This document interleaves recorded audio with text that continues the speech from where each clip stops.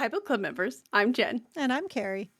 And this is Warhammer 40k Book Club, where we read from a crag. This is episode number 137, and our book is Above and Beyond by Denny Flowers. It tells the continuing story of propagandist, now scribe, Simlex and his misadventures with Lucille von Shard. We posted several questions on our website, WH40kbookclub.com, and we encourage participation in our conversations via YouTube, our site, or Encrypted Vox channel. Spoiler warning, if you haven't yet read the book, definitely check it out before listening to this episode, as we'll be talking about the book from start to finish in great detail. With that, let's dive in. As always, Carrie, did you like the book? Oh, I love the book. This is a contender now for Book of the Year. I really enjoyed this book, and I went into this book super skeptical. And here's the thing that's funny. I still hate Lucille von Shard as a character. Yes. I have an entire rant about her, and Yes. yet She's a bad person. loved. Actually, she's not a bad person. She's just not a good person. It's a better way to put it. She's not a good person, and she's a very weak person, which we get to see a lot in this book. Mm-hmm. And I loved the book. Loved the book. Mm-hmm. Start to finish. Could not put it down. It was a fast read. It was. I don't know if it's because like there was just so much going on. But yeah, I did not want to stop this book. Yeah. I was a little sad when it was over. I was like, oh. I was It's actually like the end of a roller coaster. I was very pleased that he didn't leave any loose ends, because like near the end I was like, but what about this? Oh, okay, there it is. All right, cool. Same. And there were actually a few things that I was really pleased with. So what part stood out to you? Well, honestly, as far as funny, probably one of the funny parts that stood out to me was when they all went out on the mission. They were actually attacking the gigantic, elephant creatures, basically. Mm-hmm. And, everyone's called Shard because he, SX, doing a big old ruse here. And then he's trying to get a hold of Lucille, and she's like, I'm sorry, shouldn't you maybe call me Prime Shard, since they're like Shard 1, Shard 2? And then all the other Shards get killed. And she's like, never mind that. Guess you don't need to call me Prime Shard anymore. I laughed out loud. I was like, you're such a little petty bitch. But that's hilarious that you would say that. But other parts that stood out to me, oh my gosh, really, maybe not a specific part. Well, that's not true. Probably one part stood out to me was when the commissar, Tobiah, was raging at Simlex, like not angry at him, just, venting in his general direction about how ridiculous it is that we are having a propagandist dictate war and all these bad choices that everybody is making because of this, because it's all about, the prime shot. But that already got my gears turning. And so I honestly thought this book was and I'm sorry if I'm jumping ahead to one of your questions, but it was such an amazing discourse and look into when journalism, and air quotes, journalism, gets too involved in war, when it's all about what message are we conveying instead of what's actually going on. Well, it's exactly the dangers of propaganda, right? Of where the propaganda machine, we're going to put a pin in that because we're going to talk a lot more about this, because this is, I think, really key to ESEC in general. So much in here about how this beast gets away from them. Well, and it honestly made me think of this reflections of, honestly, current wars going on now. How much of that do we know is the truth, and how much of it is propaganda? Like, pick a war right now. Oh, for sure. Like, which I think makes this book very timely. Yeah. This, by the way, I don't know if he did this on purpose. I don't know if Denny Flowers did this on purpose, but this could be argued as an example of modern commentary done right, because nothing was definitely, like, you couldn't look at this and say, like, oh yeah, this is definitely an allusion to what's going on in Gaza or what's going on in Ukraine. No, No, but there's a lot of contemporary things where we can look at that and be like, oh. Well, you know, when he's getting I into, really want to dive more into that because well, that's a big like when part of he's him. getting in, when Essex getting into that, he's not really doing full length pics, right? No one watches that anymore. I'm just doing these little shorts. I'm like, oh, you mean like Instagram Reels or TikTok? TikTok videos? Which again, who knows what's true or not? And not only that, but you cannot tell me this was not a discourse on the dangers of letting AI create content for us. Oh my gosh, that's all I could think of. That's all. So one of the things that was my one. Okay, so this is one of those like little parts that stood out to me that I didn't love, but I also did love. So the second that he introduces his eyes and like how his technology is working, I was like, oh, that's not human. That's not human tech. And I think I even texted you and I was like, is this going to end up being Eldari tech? And this is how Kesh knows all of this stuff, sort of. But it wasn't Eldari tech. But immediately I was like, that's not human tech. That's Right. that story about the agricultural world. That is bullshit. that ain't true. I would have liked it to have been maybe a little bit more like, maybe Well, it's that human. when he No, said no, no, when he no, no. said he's like, I have papers proving it from the Mechanicus. I'm like, yes, because all the Mechanicus are on the up and up. Well, and like, do you though? Like, are you sure you got that from the Mechanicus? Like, did somebody put on a red robe and tell you, like, oh yeah, no, we've totally sanctioned this? Right. Right? Like, I will say other parts that stood along those lines, parts that stood out to me that was really funny in the end, and we'll talk a lot more about this because we're going to talk a lot about ESEC. But to your point about the dangers of AI, what good is your blackmail material when you've been proven to make deep fakes? Exactly. Like, I thought that was a delightful little twist that, like, oh, are you so proud of your deep fakes? Problems. The fact that that would never have occurred to him of like, oh, wait a minute, there are people who actually know that I can do this. I thought that was really funny. I also, basically everything that Tobias had to say, I was pretty much on board with. Oh, He was the most delightful character. Like what part stood out to me? Every part with him. But most particularly, the was early on conversation when they're talking about the separatists, and he's like, I'm sorry, why are we not calling them heretics? Whoa, whoa, whoa. If we call them heretics, the ecclesiarchy will come down here and burn everything. But they're heretics. Yes, but no. That was like, again, it's so like funny. the language, right? Which is like another topic that kind of goes in present day. When we change the language, it changes how we react to things. Correct. When And we're there's this constantly softening the blow, then what's really the harsh truth, right? So I love that. I have to say, when you're saying about Tobias, when I thought he was dead, I was like, if he's dead, like I'm pitching this book. Like he cannot I'm die. still angry that the Tempestus Scion gets killed off screen. That does not make me happy. I liked her because she was I actually going to go liked look at her. information for him, and then we got nothing.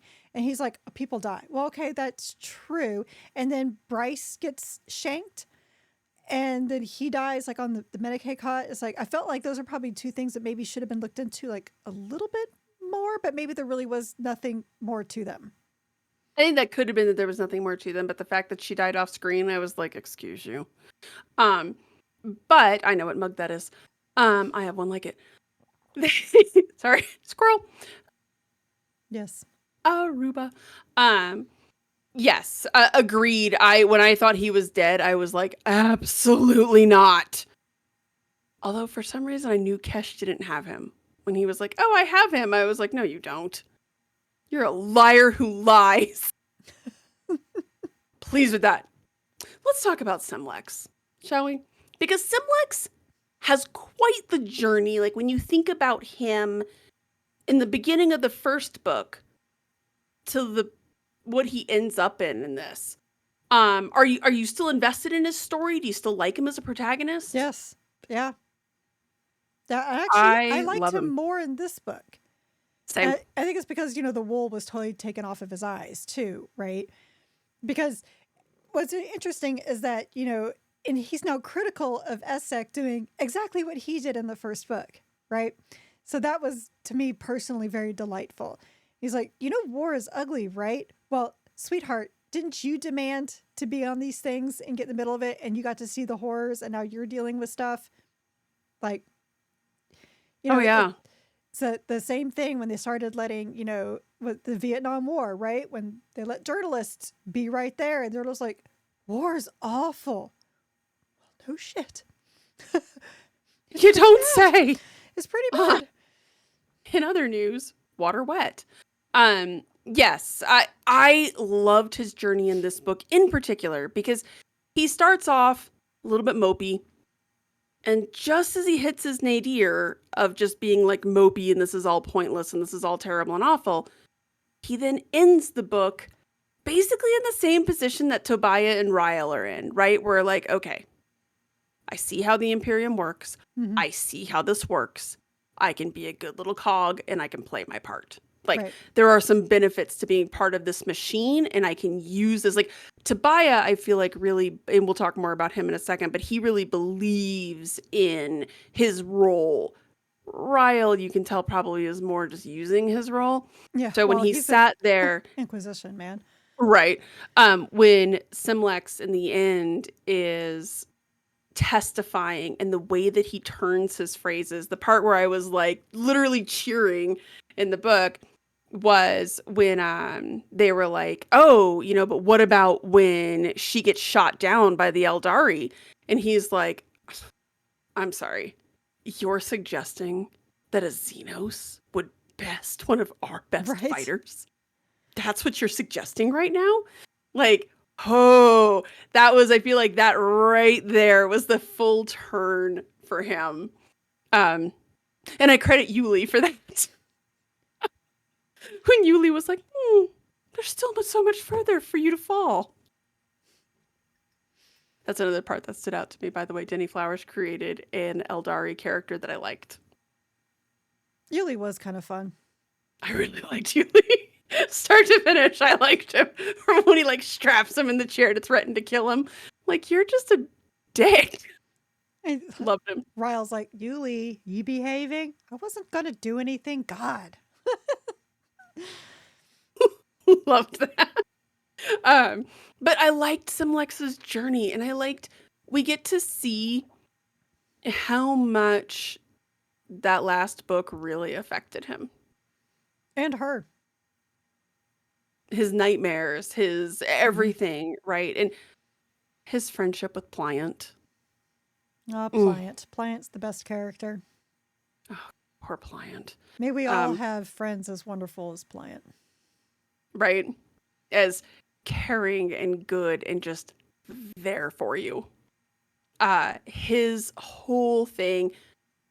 I also liked that he got to use his propaganda skill to really unravel the mystery of what the hell is going on here. Mm-hmm. Because he has that eye for storytelling. Right. So we could start to see when things weren't adding up. Not just his little petty comments about watching Isak where he's like, the lighting is so wrong between these two scenes. This is so cheap. That actually delighted me when he was like, you can't use that because the lighting is off. He's like, no one cares. I'm like, you know what? This is like my exact problem with like writing today, right? Where it's like, I'm like, this is not grammatically correct. Nobody reads. They don't care.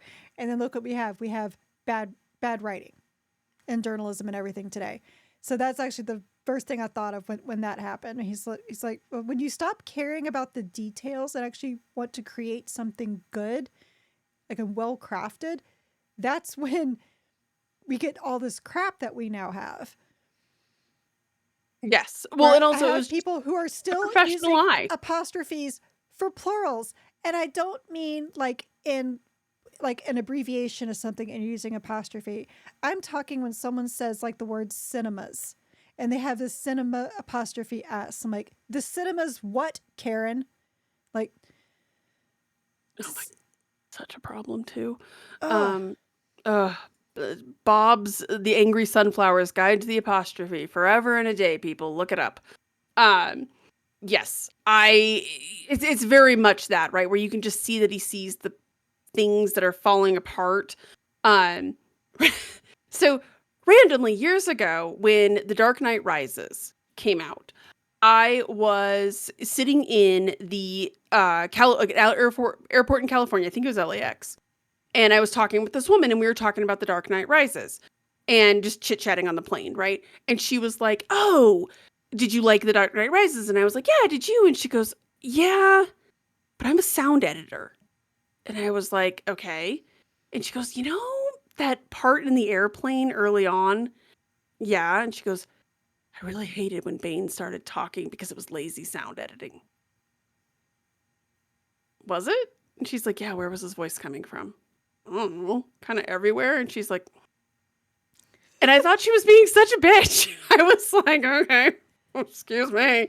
But then it dawned on me later that I was like, oh, this was a person who is an expert in something, recognizing when somebody else did something poorly. So I really thought of that in reading this book. I was like, oh, okay, yes. Like, I liked that he kept being like, oh man, no, that's not, oh, why doesn't nobody notice this? I liked that. I thought that was really great, but it also helped him unravel what was going on here. So that was even more, it was a nice use of his skill set, right? Where he's like, nope, none of this is adding up. And then, of course, Pliant. Justice for Pliant. Speaking of Pliant, let's talk about Lucille for a second here. She's kind of in a different place in this book, isn't she? I don't know. She's still a drunk, but do you like her more in this book? Is she? No, it's like the one thing she had redeeming, sort of. And I know that this was kind of ham-fisted in a way, and they did it on purpose. It was when I think a bunch of mechanics or the fighter pilots were starting to argue, and she was like, shit, someone's going to get killed over this. So she goes over and it acts like a complete asshole. Oh, right. And it gets them to stop fighting, and they're done. And it's like, okay, I see. All right, so you do care in a way, in a fashion.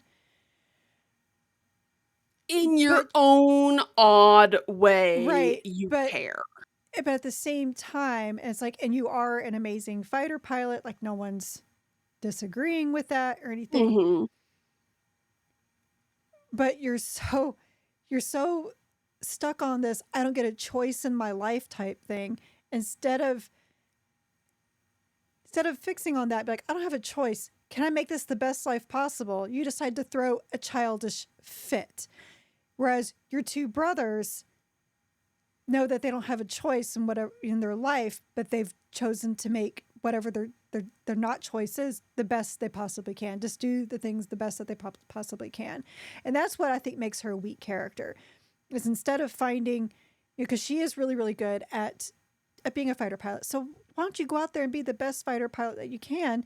And instead of just being like, oh, but I don't have a choice. Like, everyone expects all these things of me. And then getting drunk all the time, starting fights. And, I don't want to be this hero. Well, you know what? There's a lot of people who don't want to do things. But you know who throws a fit about being forced to do things they don't want to? 5-year-olds. Children. That is exactly so. Oh man, I did not like her last book, and I couldn't really put my finger. Like, I think I kind of muddled through just not liking her general characterization, because there were two things in this book that also, or sorry, really one major scene where I was like, and it comes back later too, that I was like, if this was a male character, and it's the scene in the fighting pits when Pliant is like, look, sometimes she just needs a target. Oh. Okay, so she's an abusive drunk, but it's charming because she's female. Maybe it's not charming, but we're supposed to be sympathetic towards it. I think this book, though, having Tobiah and Ryle play second fiddle to her just made her look even worse. Mm-hmm. Because you're absolutely right. Look, sweetheart, do you think you're the only person who's seen the horrors of war? The entirety of the Gaunt's Ghosts characters say what's up. They literally have them. Some of them were trapped on Garion, which is a chaos-controlled planet. Like, they were trapped there. Your pain is ordinary, to quote Jimmy Dore. I didn't like your pain is ordinary. It's the only thing I can say about her. But your brothers have risen to the occasion, right? Tobiah is a believer, and we'll talk more about him in a second. But like, he's a believer who's like, look, I have a very integral role to play I am an important cog in this machine, and he rises to the occasion, right?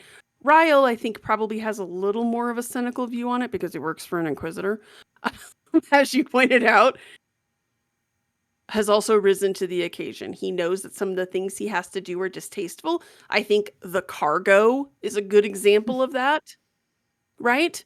Nobody's happy about this situation, but they're getting it done because they know that this probably serves some greater good. So I, what makes you special, Pumpkin, that you get to sit there and drown your sorrows in alcohol night after night, and behave like a child? And here's the thing, again, I'm left with a question. Are we supposed to like her? I don't think so. I really don't. I really don't. I feel like last book I was like, maybe we're not supposed to. And in this book, I feel like, nope, we are not supposed to like this character. No, because there's too many good characters around her. Right. So is the point here, is the commentary that are we ourselves being victims of the imperial propaganda machine where she is the face of the book? Look at this noble countenance. We're being presented her story, even though the truth of her is not very good or likable. Oh yeah, like the horrors of war, right? Right? Like she's a pretty awful person, but we're gonna make, my God, we're gonna make her into a protagonist. But because she's such a good fighter pilot, she's the hero of her story, whether she wants to be or not. And she does not want to be. And not only does she not want to be, she throws a fit about it. And that's really the best.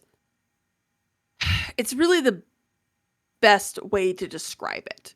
Is she's pitching a fit. No one When ever you said sit you had there, to be so good, sweetie. Like, right? you know, and she complains like, I don't want to be a hero. And yet her talent for flying is very important to her.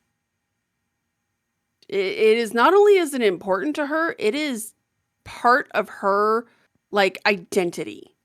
She very much tied to that. The fact that I'm good. Okay. Almost to Cool. the point where she takes it for granted, which I think is another issue I kind of had with her, because we've seen this with like we've seen this like in other, like, oh my gosh, like even stuff from the 80s. You know, the quarterback from the 80s movies that is so good at everything, but he's just a dick. Right. That kind of, it's the exact same thing. Like nobody liked him, we don't like her. That's fair. That's actually a good comparison to it. Is that she's just, I don't think we're supposed to like her. I think we're supposed to look at her as maybe a cautionary tale. And it's the one thing that makes me have maybe a little bit of sympathy for her is that clearly the rest of your siblings who got thrust into their roles in life are thriving, right? They have figured out their parts and they are thriving in this chaos. You're not.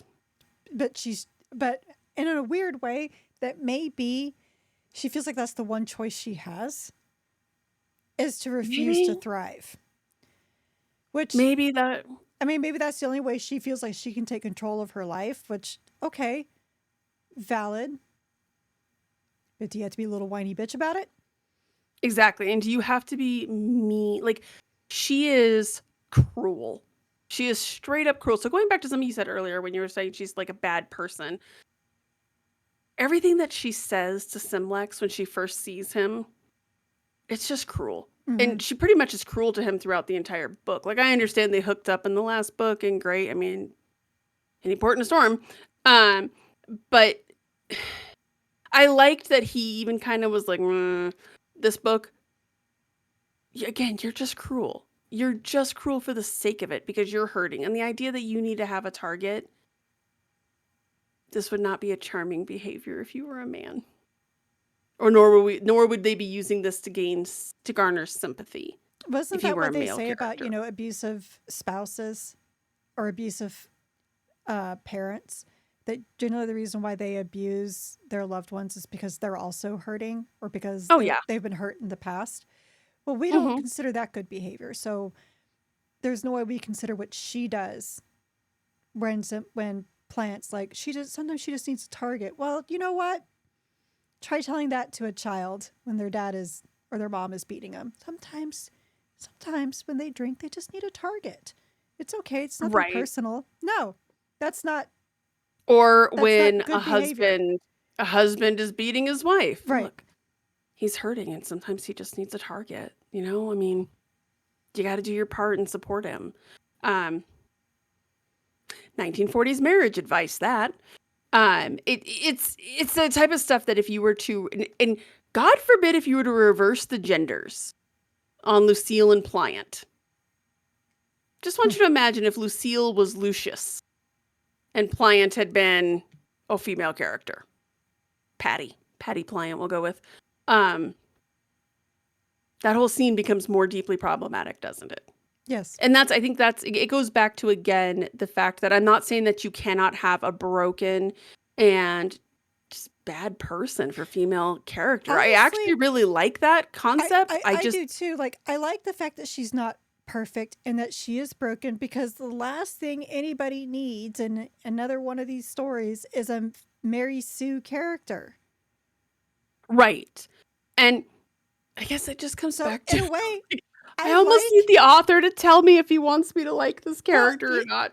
Well, I'm going to quote one of my grad school professors, and that's like, who cares what the author thinks? He's I know. But I like the fact that I don't like her. Because that's fair. I like seeing characters when they're not good at everything. Because that's real. That is true. And I'm not going to argue that. I mean, no, I don't like her, but she's a very real person. She is a very, very real person. I will 100% agree with you on that. We don't always like real people. That's true. We don't. And it is also very difficult to watch a person. It is difficult to watch a person that we already don't like struggle as much as this character does. Mm-hmm. Let's talk about the rest of the Von Shard clan, though, because we've kind of skirted and alluded to them. They have their fingers in everything. Literally everything. Are they the poster children for imperial bureaucracy? Or are they proof that maybe the imperial bureaucracy kind of works? I don't know about poster children for bureaucracy. Definitely poster children for, what every elite would have subscribed to, right? Not only are we a very wealthy family, and we can send our kids to all of these wonderful scholars, but look at what they've become. There, we have an ace fighter pilot. I forget what Josephine does, but I think she's pretty important. We have a commissar. We have somebody's in the ecclesiarchy. I don't remember what Josephine did. But regardless, like, all of our children are excellent at everything that they do. I'm sure it has nothing to do with them all being Nepo babies. It's actually a little comforting to know that Nepo babies are still a thing in the 40k universe. I mean, but not only are they Nepo babies, they're actually really good at what they do, right? So yeah. No, I can't find if they have anything about the Von Shard clan online. I'm sure somebody somewhere in the comments might remember what Josephine does. But yeah, they have somebody in everything. And it is very much this power play family. Like, this feels like, like in the United States, the equivalent would be like the Bushes or the Kennedys, right? Where it's like, I have to pick somebody from both sides of our aisle here. Where there's just like, oh yes, this is a dynastic family. Right. I guess I'd be one of the royals over on the other side of the pond. It's hard because I genuinely love Tobiah and I really liked Ryle. Ryle, I strongly suspect there's some not good stuff going on with Ryle. Also, shout out to the narrator of the audiobook because he did his best Christopher Lee impression for Ryle, and oh dang, I was here for it. Anyways, wow. Okay. If you ever watched The Last Unicorn, he sounded very much like King Haggard, which I was like, first off, where is that coming from? Like, that guy was digging deep to get that. It was excellent. But I really liked them as the characters, and it really showed that, like, yes, okay, we have these people who have been bred basically to be these exemplary members. But when you want to talk about, so because my mind goes this way, anybody who's ever worked like contract or agency work will know, like, you start to count, like, if you ever sit in meetings and you start calculating the dollar value of meetings, which I know is a fool's errand in the 40k universe, but the dollar value of both a commissar of Tobiah's rank and renown, and Ryle being there to go rescue their sister so they can clean up the debacle that is becoming this campaign and the von Shard name. And make no mistake, that's all that was cleaning up the von Shard name. So this is these people. They're circling the wagons like the Kennedys. Tell you that much. I think the Royals do that as well. Well, I mean, at the same time, I thought it was kind of cool that Ryle was like, I'm here to pick up my cargo, but I can't have my brother just be dead, buried in a tunnel. So gotta go get him. And dang, Lucille's dead. Well, can we at least go like check out the ruins to see like if there's anything I can salvage? Oh, she's not dead? Oh god, we gotta clean this up. This is a nightmare. Oh boy. I did like that end where he's like, nope, you're coming with me. I'm so torn because I loved the characters, and I actually really, like, not necessarily saying that I approve of what they were doing, but I liked that they were trying to, like, look, we gotta rescue our sister and our brother. Not necessarily because we love them so much as, I mean, they are our blood, right? But It's I the, think Lucille would have been really sad if Tobiah had actually died. oh, very much so. I actually do believe that. I think some part of her, we might not have gotten to see it, but I think she would have been. Maybe it is proof that, like, because the fact that these three working together, I mean, obviously they have Simlex helping them out and Uli, but the fact that these three essentially uncover everything that's going on this nightmare of a planet, I don't know. Maybe it is proof that the bureaucracy can work. Or that Nepo babies are a good thing. Well, something you will literally never hear me say. Honestly, so one thing about Tobiah that I really liked is that, so they're killing these sacred elephants to feed the Layak, or Layak. I don't know how, however he pronounced Layak. him. Layak. Because there's no food. And they understand the pragmatism of we got to get them food, otherwise they're going to go nuts and kill everybody. Which Tobiah was like, we shouldn't have them here in the first place. They are not meant for siege warfare. This is a really bad idea. And then he finds out they're killing the sacred elephants. He's like, what are you doing? Well, there's no food. Well, there's another way to fix this besides killing their sacred elephants. Like, they shouldn't be here in the first place. For starters, like, this is not a good thing for them. Now, I know that you guys like love all this footage, but so I really liked how practical Tobiah was. He's like, this is basically, he's the type of guy who goes, it's like, that's dumb. Stop doing it. I'm here for characters like that. Oh, he was the definition of, because we've seen all kinds of commissars in our books, right? And he, what I think would be like the pure example of the commissar, very much the Arlie Ermy brand of commissar, where he is not messing around. He Right. is very serious, but he does know the rules of engagement. Not as funny as Arlie Ermy, obviously, in Full Metal Jacket, but knows that he has to be personable. He has to break bread with the Layak. He does not like the Layak at all. Right. But he still, he recognizes their customs. He talks to them. He pretends to eat the meat when they give it to him, right? Because he's like, I gotta pretend to do this. But then to your point, right? He's like, no, this is stupid.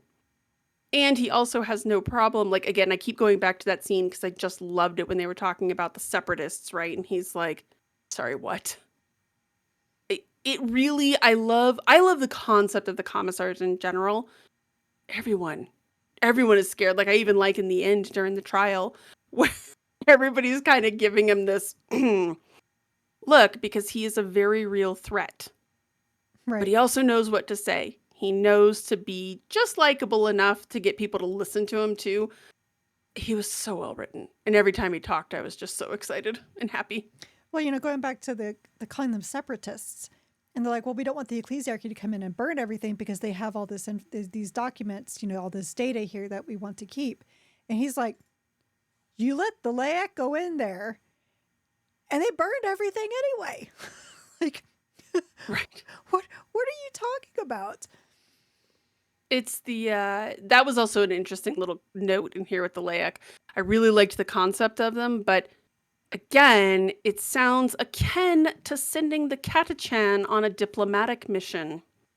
You need to have the right tools for the right job. Well, I mean, it's like, we go in terms of Astartes, space wolves, they're going to get bored and they're going to go barrel through something and not think about, saving the pretty books or whatever, because they're just going to barrel on through.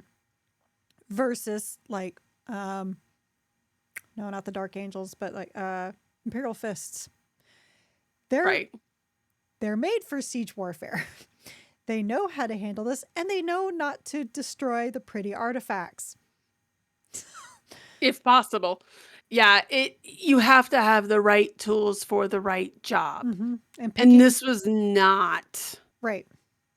But we're going to talk more about the Dayton campaign, which I want everyone to know that when I first heard Dayton, I was like, dude, Ohio's not that bad. And then by the time I got to the end of the book, I was like, I don't know, maybe they are describing Ohio. American jokes. Let's talk about Esek. Oh, Esek. Quite the character. Very naive. Is he a bad guy? Like, is he a bad guy? No.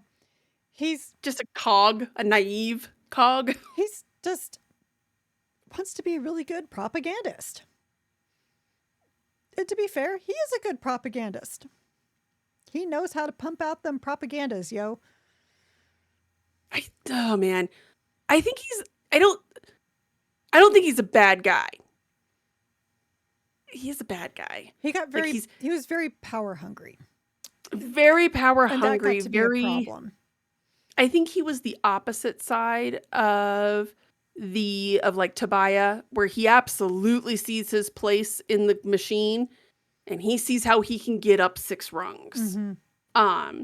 And so he represented, I thought, really just the essence of propaganda, which goes back to what you started talking about earlier, which I really want us to dive into, because so much was going on with him, with the propaganda machine, right? But the fact that he's like, oh yeah, no, I'm just straight up fabricating content. I am just fabricating nonsense to keep the masses happy. And I don't care if it means that I'm killing sacred beasts that allegedly carried the emperor and his word to these people. Mm-hmm. Who cares? It's going to make me famous. Sorry, what?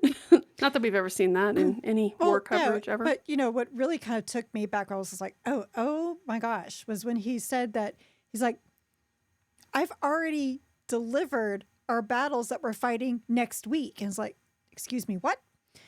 Because I have footage for the next month. Yeah. I'm sorry, come again. Right, which, just makes, it's like, wow, this is like their version of social media. And we're looking at, TikTok reels and things like that for our news and information. Just this is, kind of, I guess, government sanctioned. So like when we look at wars happening across the world, we don't know what's true and what's not. And I can take like several different news stories that one says, well, these people are doing this. And then another says, no, actually, they're doing this. Yeah, but they're doing this. Well, they're doing that. What's true? We have no idea, because like, oh, but we're seeing stuff that the citizens are posting. How do you know those are actually citizens posting that? You don't know. You have no idea. You can't. Well, it did feel, to that point, it felt very TikTok-y because of the idea of like, can you imagine? You're just Joe citizen, random imperial citizen, prick, if you will, sitting on a planet somewhere, and all of a sudden you see this little short clippet of these brave fighter pilots coming in and killing the 6-legged beast. You have no idea that this is A, staged, B, that's a sacred animal, that's C, it's not even a dangerous animal to you. It represented no threat until you attacked it. right? Oh, and D, also heartbreaking when they killed its calf and the mother then had to defend it. Yep. That was not cool. Not cool, Mr. Flowers, not cool. But to your point, like, well, short. Like, imagine how many people will be like, "Oh my God, did you see that? Did you see how amazing that was?" Right. Like, it's and then you see it followed up with another TikTok clip 2 minutes later. That's an AI generated version of Lucille von Shard telling you to go and fight and be brave. And Rosie Yes, the we Riveter, can do it. we can do it. Just the concept of it. And I really did like the idea of that being alive and well in the 40K universe, even though it shouldn't be at all. Oh, you could argue it started with the remembrancers, right? Oh, for sure. When Horus was just like, "You guys want to see war? Let me show you war," and then shows them Istvan 3 when they're massacring everybody, and everyone's like, "What are you doing?" He's like, "Oh, you don't like that?" and kills them all. It's like, what? War is bad. Like, I don't know what you guys. It's fascinating, and it's just funny. 10,000 years later, they're still having that exact same problem. But honestly, I'm not surprised. Because when you Well, have right. an empire that big, right? And it's something actually that even if you get into the extended lore of the Halo universe in the books and even in some of the podcasts they discuss that very well about their propaganda machines. Their how they try to when you talk about when you have all these planets under your yoke all across the galaxy, you have to try to do like a cohesive message to make them all think this is all what's going on when you're not telling the truth at all.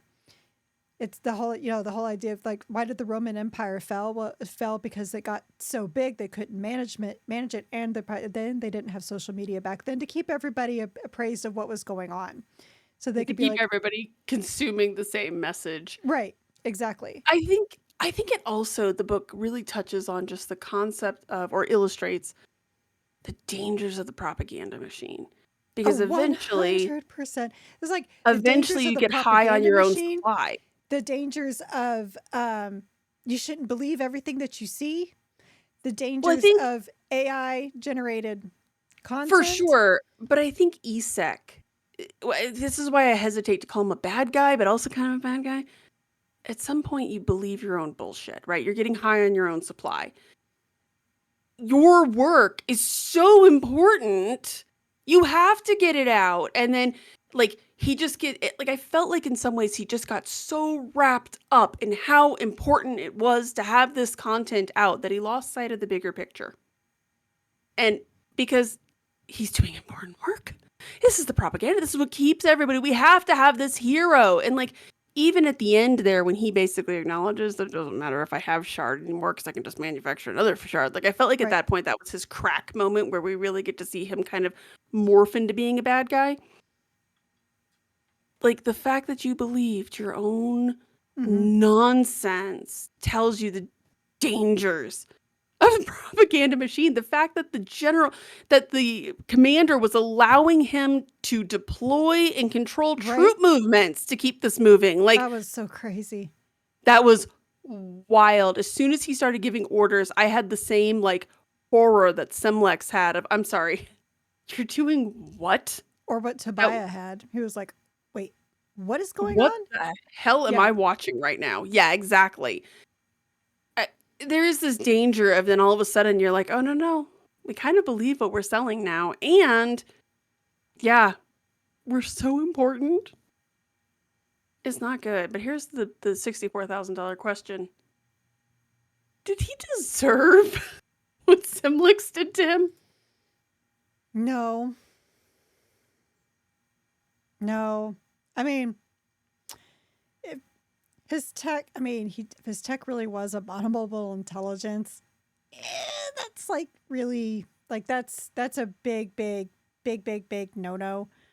Um, but, Ignorance is not innocence, I guess, or ignorance of the law. Like, right. But but how did you not question? same time, though, accusing him of cavorting with the enemy over this, like, that might have been a little too far. Although, I mean, um, I thought that was the nicest turn for Simlex, yes, because that was the full turn of now the propagandist is the propagandist, right? And Right. I can absolutely play this game. I know how this game is played and I know how to make it work, right? Uh, and look, once you start dabbling in like deep fake stuff, yeah, that blackmail material you have, well, who's to say that that's actually real? Like the fact that I found it actually quite delicious that he basically gets played his one trump card that he has. Sorry, dude. Like it's kind of worthless unless you can prove that it's real and good luck. Right. I mean, we all know it's real, but nobody in that room knows that it's real now that you've proven that you have this technology. Like, oh man, I found that kind of delicious because it really is it is the cautionary tale of playing with fire, right? Exactly. But I guess in the end of the day, I have to say that yes, he did deserve what he got, and really to me, it just goes back to the fact that you were killing these sacred beasts, and I'm Mhm. not saying that I value their life more than the humans' lives. What I am saying is that that was your level of callous disregard for citizens of the Imperium, Right. your own people. Yeah, you're kind of a like again. Well, because it was You flew for, too close to the sun there, Icarus. but it was his, but it's what he needed for his footage, right? That was all that was important. And um, so I did not see the recent movie Civil War, but Oh yes. I heard from people that from reviews that I saw is that one big aspect of it was like the focus of the movie was not entirely why they were fighting, why the Civil War was actually happening, but it was about the journalists tracking this. And they talked about how like these journalists, the awful things that they would do for the sake of, well, we got to get our footage. Um, they didn't care who got hurt because it was their footage. They got to have the big Right. scoop. And honestly, we've seen plenty of examples of that, even today. Like how many people, instead of helping someone, they whip out their phones to try to get, famous for their 15 seconds of Oh fame, right? yeah. So, I mean, the it's the exact same everywhere, and that's I saw that parallel with him, with him for sure. And then he just got so hooked up on his power. It was like he was almost feeling like he was doing the wag the dog. I am constructing all of this. This is all me. Well, in a Oh way yeah. it was because this planet, like the war should have been over as soon as they broke the siege, and came through and stopped the uprising. But then he had to play too much. And oh, by the way, there's this Eldari here who's just like, what are you doing? Like, I don't like you.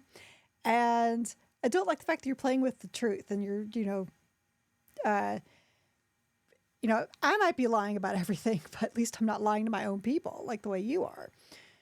So it's a Yeah, very, we have to talk about Kesh because there's a little bit to unpack there. First off, was he a good antagonist? Did you like him as an antagonist? it's okay. I mean, he served his purpose.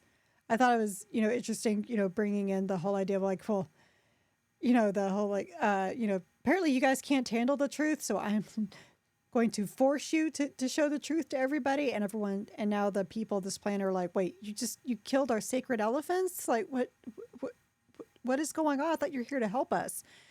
You guys are no better than what we had before. I mean, and he's showing the people in the street that are cold because they've lost their homes and they're hungry and no one is helping them. They're too busy feeding the Layak, who actually killed a lot of them for no reason.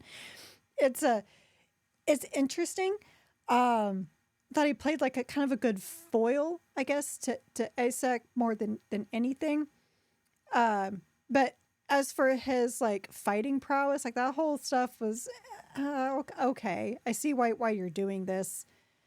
It's again, it's one of those things where we got to prove the Eldari are better than you because we use like light magic tricks to hide ourselves. I actually really loved that whole reveal. How impatient Uli was when he was like, "Oh my god, you guys are falling for a light show." I did like when Lucille is like, "Oh my god, you're absolutely right." Right? Like it takes a second after Semlek's kind of like, do you see this? And then she really starts to think about it. And then, of course, she does. But I did like the idea that a lot of it was trickery from here. Here's the question, though. Here's the big question. Again, like, he can't be the truth, right? He's going to show everybody else the truth, but he's not going to be truthful in how he presents, of course. Tricky and slimy as hell, right? Why?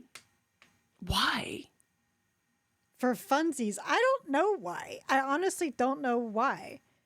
Oh, so here's the thing is, and the fact that he was so invested. I get. Do we find out in another book? Does it matter, I guess, is the big thing. I did like the idea. Like, I liked the entire idea when Uli really says, he's like, look, my people, just like your people, we're not all on the same page here. I don't care about this guy. And then when he explains about the prophecy and he's like, maybe he's doing this because a seer told him to do it, but they weren't really clear with him why. Like, they gave him a line, basically. Like, I like that whole idea, but then it's like, why? What possible thing gets gained here other than some seer saw the potential that this planet does something? I have no idea. I guess, does it just follow up? Does it fall under, I don't know, some Eldari bullshit? Yes. I mean, that's pretty much what Uli said.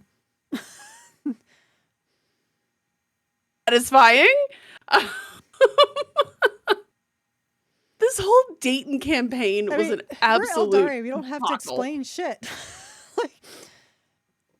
I think that's pretty much how it boils down to is, yeah, we're Eldari. Deal with it.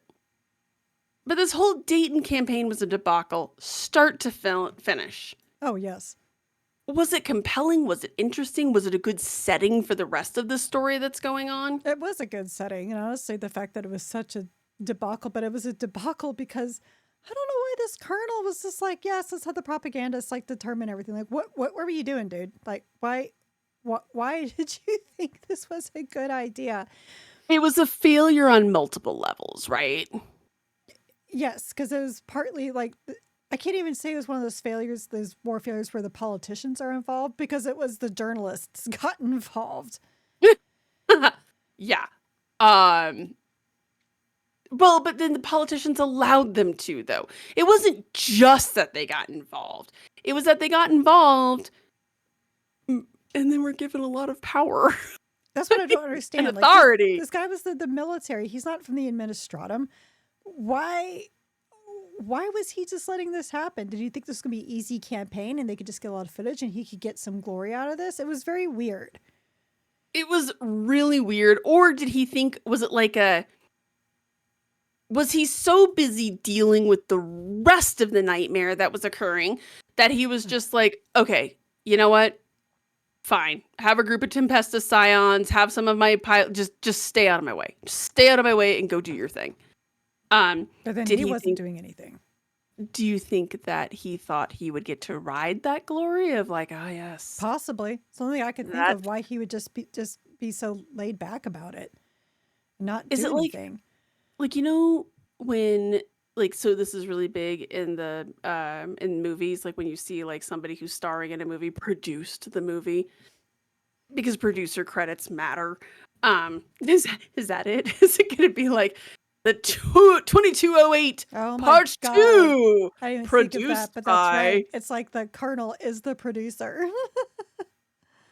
Like, does he get to, oh yes, that heroic film. I produced that, you know.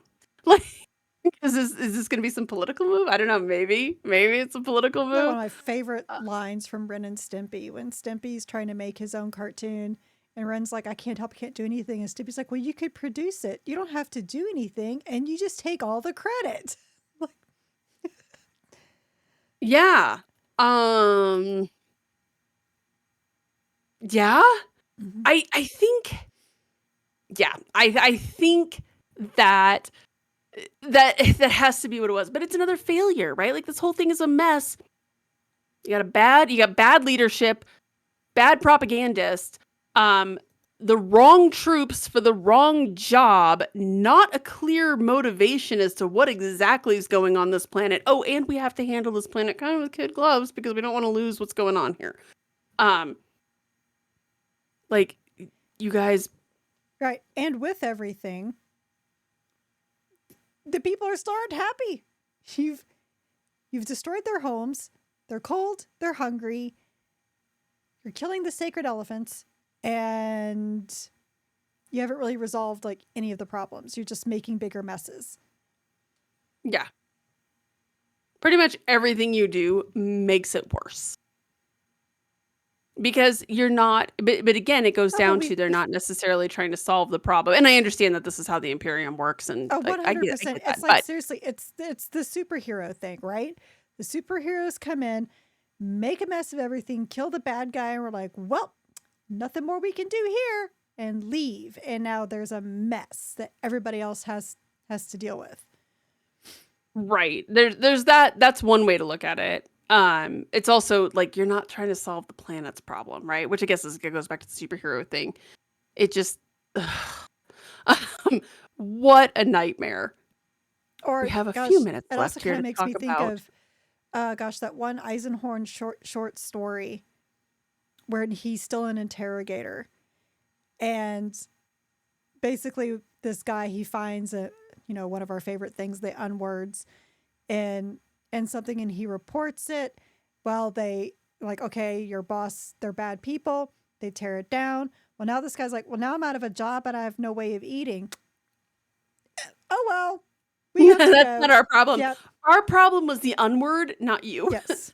Um, yeah, again, it makes you, it just, when you read that intro to the every Warhammer 40k book, right, where it's like to be a man in such times is to be one of untold billions.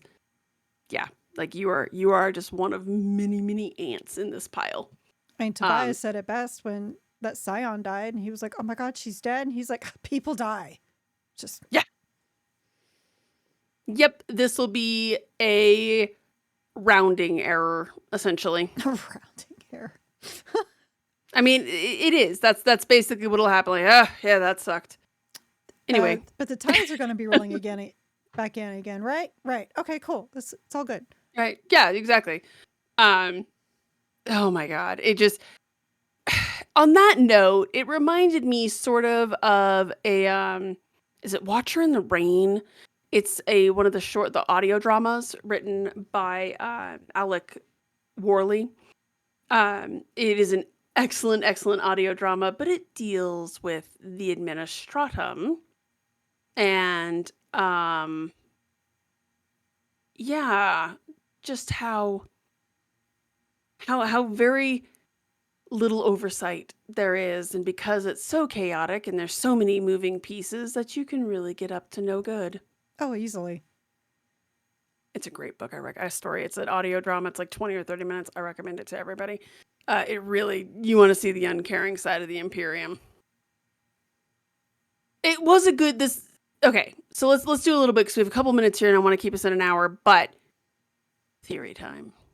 The cargo. That cargo at this point is now Occam's cargo. Occam's Psyker, which we have not. It gets referenced. We know that Lucille was involved in collecting You're right. cargo. Right. I mean, Chekhov is not happy at this point. No, Chekhov is not happy with this. We know that Lucille was involved with the cargo. We know now that this is Ryle's cargo for his Inquisitor. We know that Tobiah had to then handle this. We got to see it. Simlex now know this cargo exists. Is the cargo going to be integral to book 3? God, I hope so. I hope so too. That's my one and only complaint with this book is I'm like, but what about the cargo, friends? Like, man, they just, it's like a big portion of in the beginning, and then they kind of acknowledge it in the middle. But like when Bryce gets stabbed, I'm like, who's going to be watching okay, so Bryce is gone and Tobiah is out of commission. The cargo's just There. like, is it still alive? Did it get food? Like, how is this thing eating? How is this person eating? I don't know. A psyker? He's some type of psyker. Yeah, psyker issuing prophecies and stuff like that. Like, I feel like that's somewhat important. And it clearly had an effect on Lucille. Right. And it has a little bit of an effect on Simlex, right? Because I loved his ending revelations, right? Where he's like, yep, an Ordo Xeno Inquisitor, working with a Xenos. Sometimes we have to tolerate the mutants if they seem like, the Psychers, if they seem like they're beneficial to us. Just all of these hypocrisies, right, with the Imperium.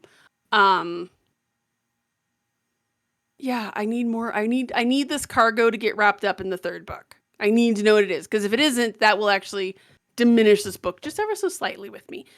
Because it wasn't like a minor, like, oh, it just kind of gets offhandedly mentioned. No, Right. it was No. a Right. major plot point. I did like how Tobias like, I'm not doing any more missions for Attenbach. He's like, yeah, I need you to do this one thing. Oh, fine. Like, yeah, you can say all you want. You're not going to do anything for an Inquisitor, but we all know that you are.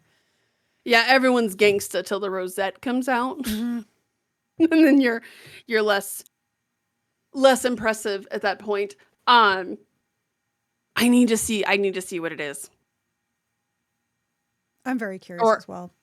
I yeah, need to I know need to. what Bryce died for. But on those lines, third book. Would you be interested in one? Do we Oh, want one? so the crazy thing is, at the end of the last book, if you asked me if I wanted a sequel, the answer would have been like, no, because I didn't like Lucille or Simlex had run his course and, whatever. Now I'm like, yes, because I now know that's really not going to be about Lucille von Shard. It's going to be about Simlex and friends. Agreed. So when they announced that they were making a sequel to that book, I was like, I mean, we're gonna read it, but and I actually, when we were started to read this book, I was like, ugh, Like, I was that way too. It didn't take very long though. The next thing I knew, my Same. first sitting, I was already 120 pages in. I was like, Jesus. Like, I just was just devouring it. It same. Like it reached a point where I was like, well, I can't put this down anymore. This is excellent. Absolutely loved it. And yeah, I'm with you. I would love to have a third book. I need them to explain the cargo. And it would be really nice to get to see more of the Van Shard. That makes it weird too. Like I want to see more members of this family. Show me Josephine. Yeah, I'm here for it. I wouldn't mind And having all it had to do was, only like 5 or 6 sacred cows or sacred elephants had to die. it's like many Bothans died to bring us this information. Exactly.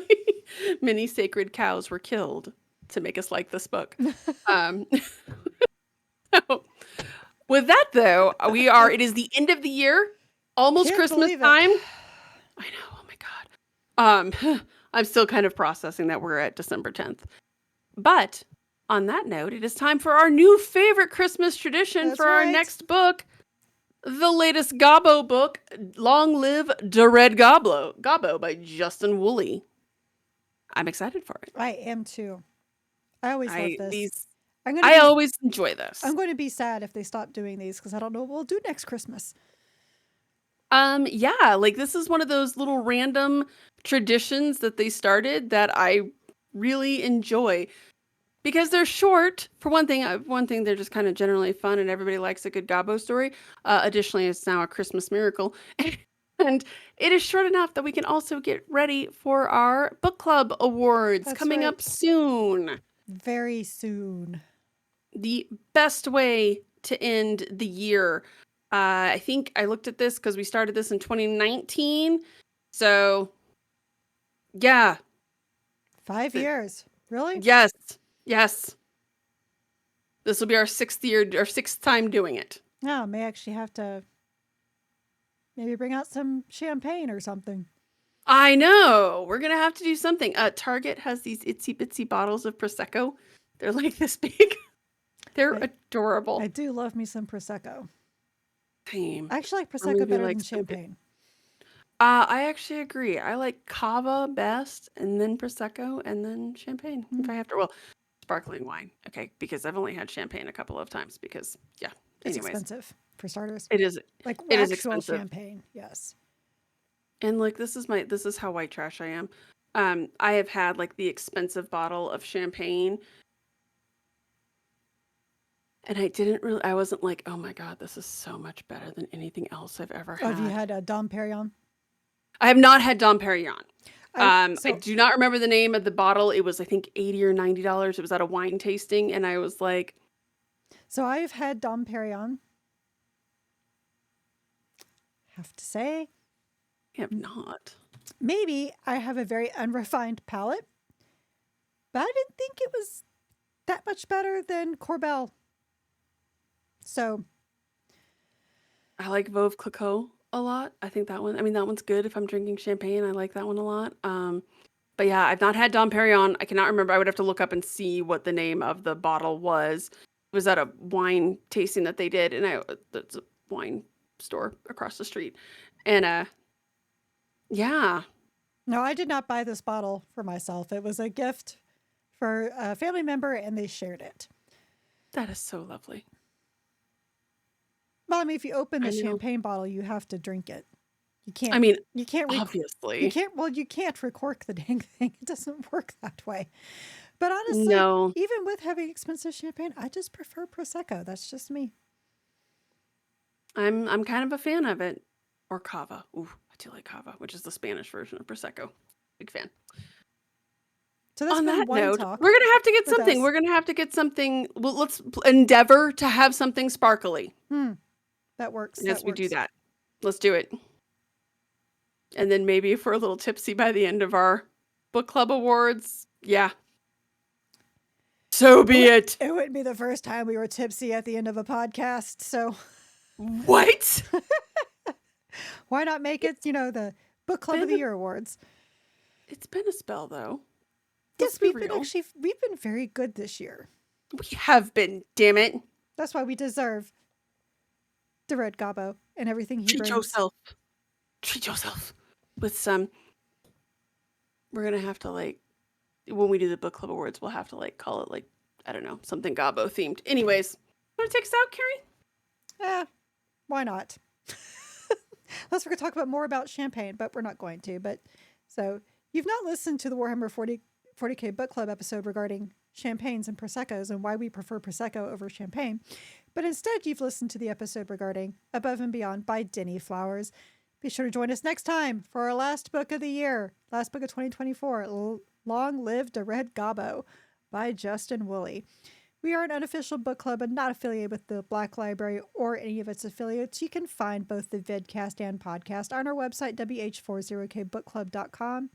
If you like this episode, please like, subscribe, give a review, and all of those things to the vidcast on YouTube and now Spotify, or podcast anywhere you get podcasts. And come join our Discord.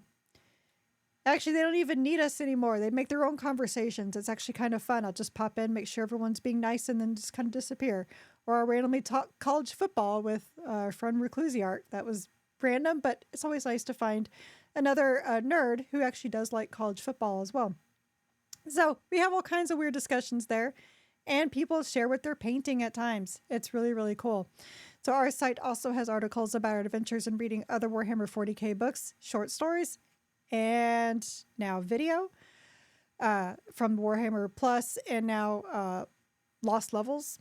Isn't that what it's called? Lost Levels? Secret level. Secret level. Okay. Yes, I will be reviewing No Fear.